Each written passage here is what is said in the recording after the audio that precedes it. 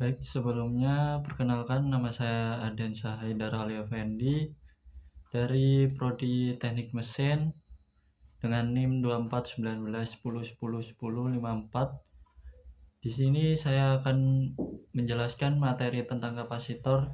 Yang pertama, apa itu kapasitor, apa itu fungsi kapasitor, berapa jenis kapasitor, rangkaian kapasitor, dan yang terakhir contoh soal. Nah, untuk yang pertama yaitu definisi kapasitor. Kapasitor merupakan salah satu komponen pasif yang berfungsi menyimpan muatan listrik sementara dalam bentuk medan listrik. Kapasitor terdiri dari dua keping konduktor plat yang dipisahkan oleh bahan isolator di elektrik. Satuan kapasitas penyimpanan muatan disebut farad. Nah, kenapa kapasitor itu disebut komponen pasif? Karena kapasitor itu kan fungsinya cuma menyimpan muatan listrik sementara, tidak seperti dioda maupun transistor. Nah, kalau transistor ini kan termasuk komponen pasif karena dia bisa sebagai keran, bisa mengatur besar kecilnya aliran listrik. Nah, kalau resistor, kapasitor, dan induktor, kalau resistor ini kan cuma satu, kalau kayak berapa ohm, dia akan kapasitasnya akan segitu, akan tetap segitu. Sama halnya dengan kapasitor yang sudah teratur kapasitasnya di satuan tetap. Nah, untuk yang kedua yaitu fungsi-fungsi kapasitor. Yang pertama yaitu menyimpan energi listrik sementara dalam bentuk medan listrik. Nah, yang contoh pertama itu dapat ditemukan di power supply. Nah, ketika di power supply itu kan daya yang dibutuhkan komputer itu bisa naik turun tergantung aplikasi apa yang kita buka. Nah, di kapasitor tersebut dapat kita simpan daya yang lebih tinggi. Nah, ketika komputer membutuhkan daya yang lebih besar maupun lebih kecil, power supply dapat mensupport aliran listrik tersebut. Jadi listrik di rumah tidak akan terjadi lonjakan ataupun kelebihan beban. Nah, yang kedua yaitu menyaring sinyal atau filtering, misalnya pada power supply tadi untuk meredam riak. Nah, yang kedua sama halnya di power supply fungsinya kapasitor untuk meredam ketika kita pertama kali menyolokkan power supply ke stop kontak. Nah, ketika pertama kali hal tersebut akan terjadi lonjakan arus listrik. Nah, hal tersebut dapat diredam di kapasitor juga. Nah, yang ketiga yaitu memberikan lonjakan arus awal pada motor listrik. Ya. Untuk contohnya itu pada starter motor. Nah, itu kan membutuhkan arus listrik yang lebih tinggi, 12 volt sampai 14 volt. Nah, hal itu dapat kita gunakan kapasitor untuk menyimpan tenaga sementara, terus langsung dialirkan ke starter agar aki tidak tekor maupun tidak kuat. Tuh, yang ketiga yaitu jenis-jenis kapasitor. Yang pertama yaitu kapasitor keramik berbentuk kecil, nilai kapasitansi rendah, stabil untuk frekuensi tinggi. Yang kedua, kapasitor elektrolit memiliki polaritas, kapasitansi besar, digunakan pada rangkaian power supply. Yang ketiga yaitu kapasitor film menggunakan lapisan film stabil dan tahan lama. Kapasitor mika memiliki presisi tinggi, digunakan pada frekuensi radio. Terus super kapasitor atau ultra kapasitor, kapasitansi sangat besar, dapat menyimpan energi hampir menyerupai baterai. Untuk trimmer kapasitor atau variabel kapasitansi dapat diatur kebutuhannya, biasanya pada tuner radio maupun TV. Nah, untuk kapasitansi pada TV dan radio tuner kan itu kan biasanya dapat diubah-ubah variabelnya tergantung kebutuhan. Untuk ultrakapasitor, kapasitensi sangat besar dan dapat menyimpan energi hampir menyerupai baterai. Hal ini mungkin dapat digunakan juga di starter motor tadi maupun power supply, tergantung kebutuhan kita juga, dan mungkin harganya untuk ultrakapasitor cukup mahal, berbeda dengan kapasitor umumnya. Untuk yang keempat yaitu rangkaian kapasitor. Nah, untuk rangkaian kapasitor itu ada rangkaian seri dan rangkaian paralel. Untuk rangkaian seri ini cara perhitungannya yaitu 1/C total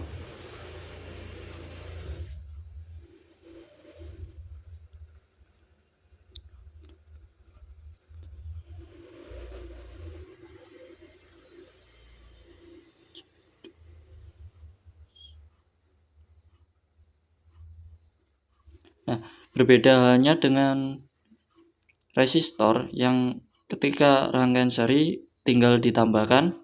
Untuk kapasitor, rangkaian serinya yaitu sama seperti paralel di resistor.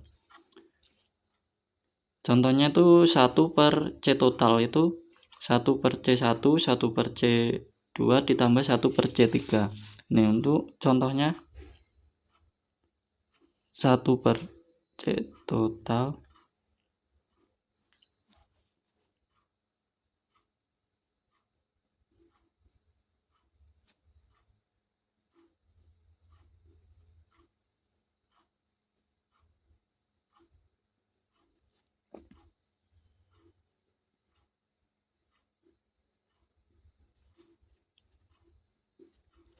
Nah, ini kita samakan penyebutnya terlebih dahulu.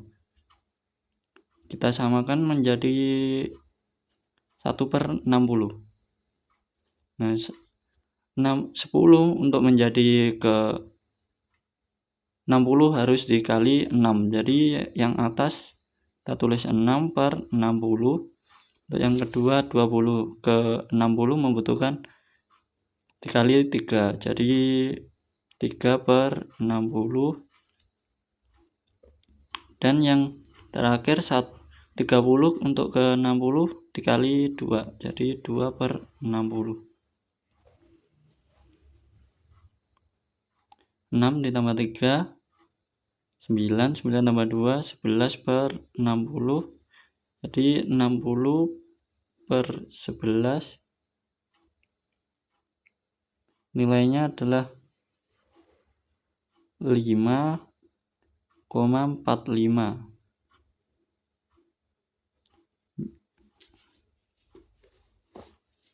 Nah, untuk rangkaian paralel ini tinggal kita tambahkan seperti perhitungan di resistor.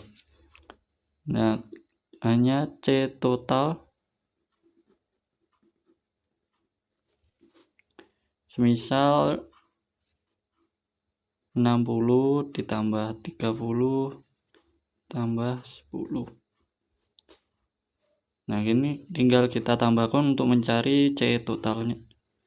Jadi 100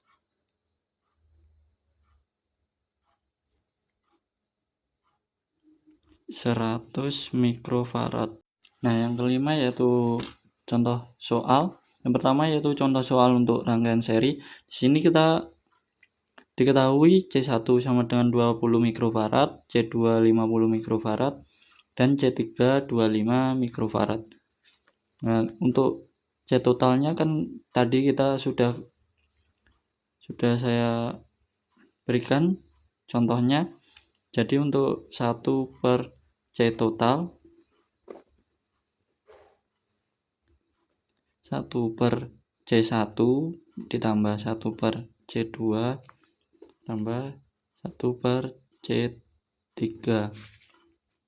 Nah, jadi untuk untuk C1 nya kan tadi udah diketahui 20 ditambah C2 nya 50 tambah C3 nya 25. Nah, kita samakan penyebutnya 20, 50, 25. Kita samakan menjadi 100. Karena 50 dikali 2 100, yang 25 dikali 2 50 bisa. Nah, 20 dikali untuk mendapatkan 50 kan tidak bisa, jadi kita ambil ke 100. 1 berarti 5/20 ditambah 2, karena 50 untuk menjadi 100 kita perlu kalikan 2, jadi 100. Nah, maaf, ini 100 harusnya, ditambah untuk 25 menjadi 100 kita perlu kalikan 4, di 4/100. Jadi 5 tambah 2 7, 7 tambah 4 11. Jadi 11/100. Di 100/11 sama dengan 9,099 mikrofarad. Untuk yang kedua yaitu rangkaian paralel. Untuk rangkaian paralel, untuk mencari C totalnya kita hanya perlukan tambahkan. Nah, semisal contoh soalnya sama seperti yang di atas, jadi C1 ditambah C2 ditambah C3. C1 20 tambah C2 50 tambah C3 25. 20 tambah 50 70, 70 tambah 25 95 mikrofarad. Nah, untuk yang contoh yang ketiga itu kita mencari muatan listrik di kapasitor.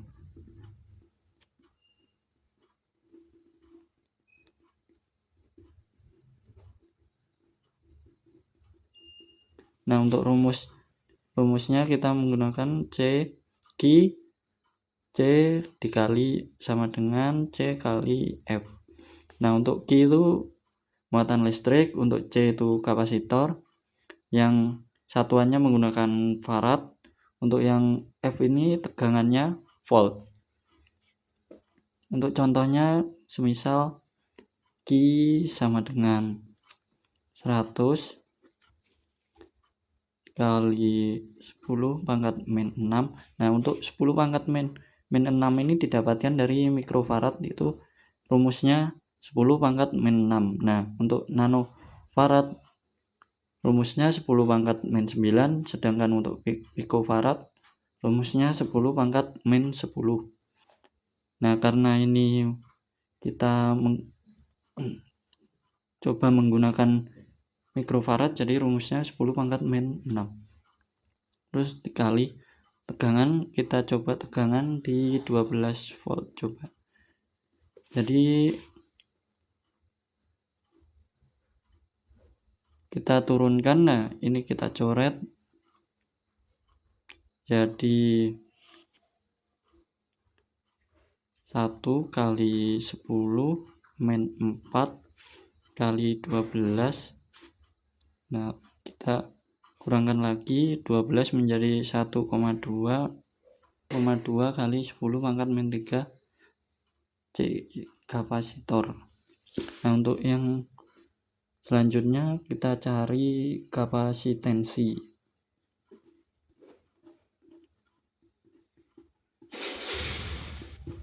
Untuk rumusnya yaitu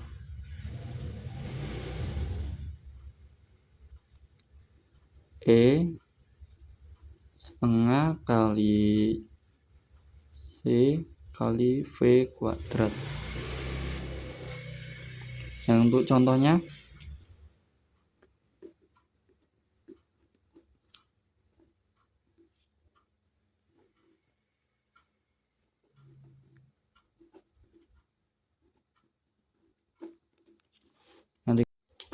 nanti ketahui C sama dengan 47.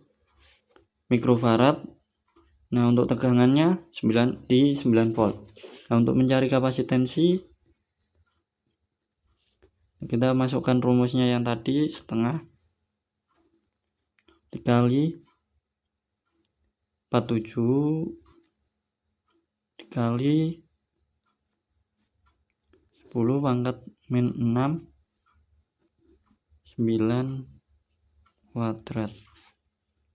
Nah, untuk 10 pangkat min 6 tadi kan dari mikrofaradnya.